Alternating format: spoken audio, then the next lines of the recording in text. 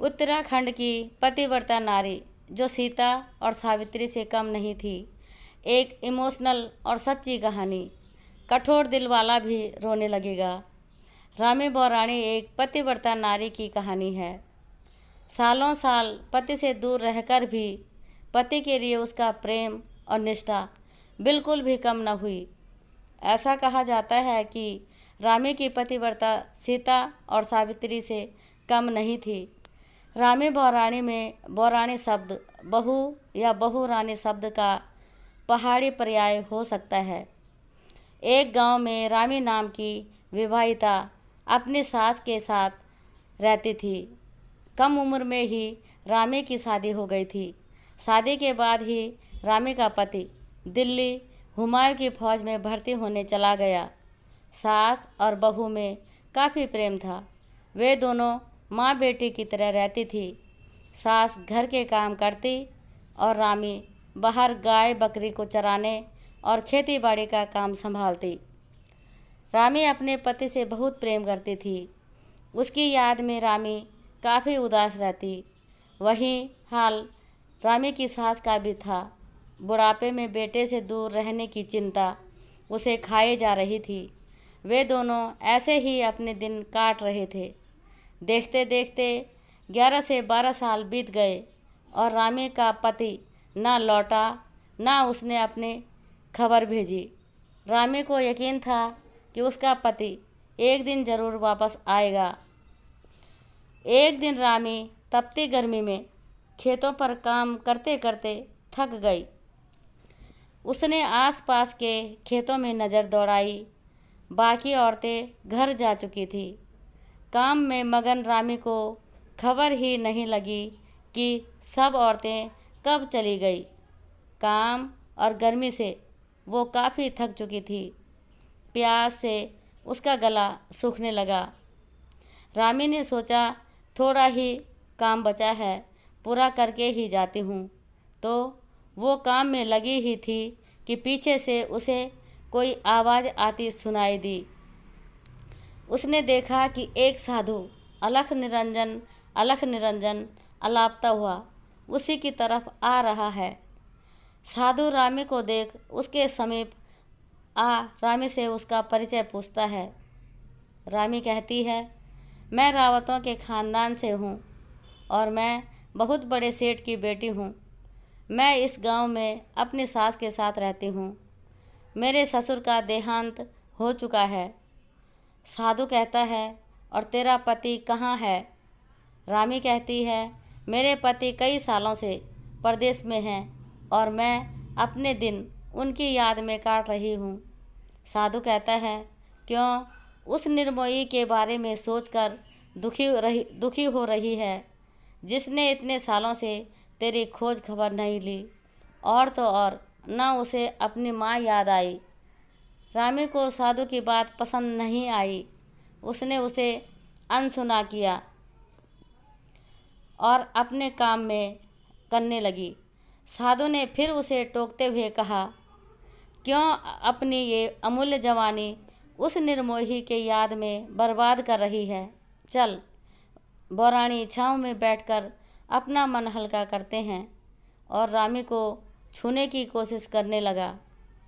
रामी दूर हट के साधु से कहा, क्या तुझे मेरे सिर का ये सिंदूर और नाक की नथ नहीं दिखाई देती? एक औरत से किस तरह की बात कर रहा है? रामी ने फिर धमकाते हुए कहा, तू जोगी है या ढोंगी जोगी? तू जा यहाँ से, आगे से यहाँ दिखा भी तो देख लेना। साधु मुस्कुराते हुए बोला, अरे तू तो नाराज़ हो गई।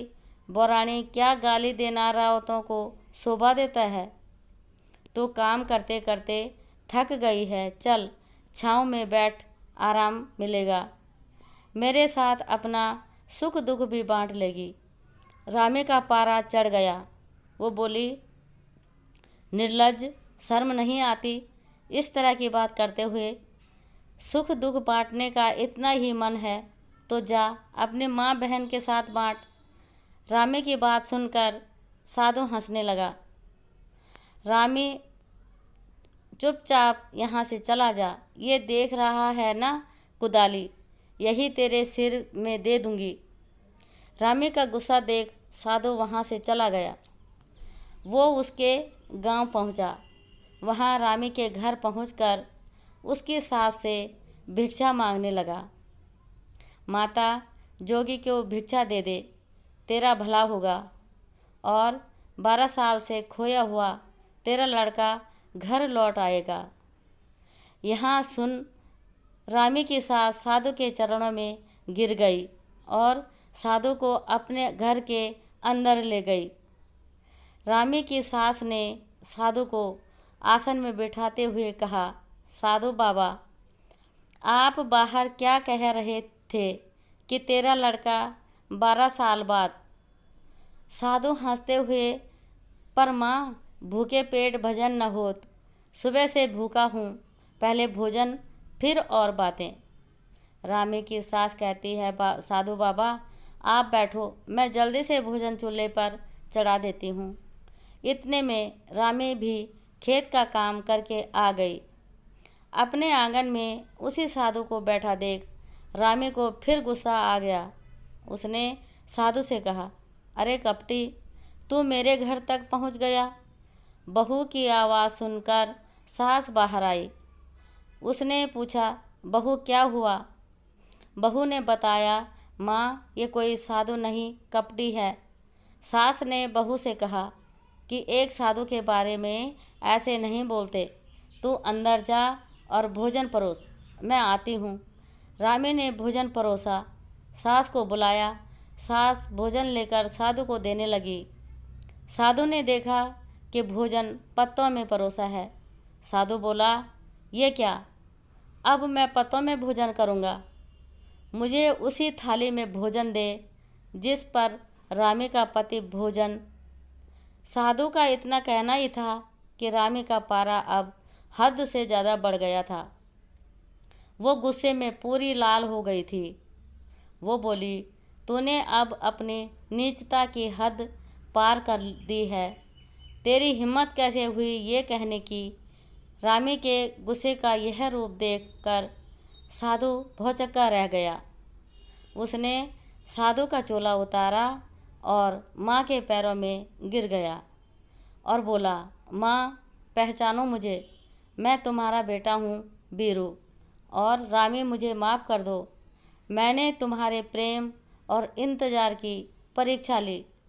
तुम्हारे पतिव्रत प्रेम और निष्ठा को दुनिया हमेशा याद रखेगी। जय श्री कृष्णा, जय उत्तराखंड।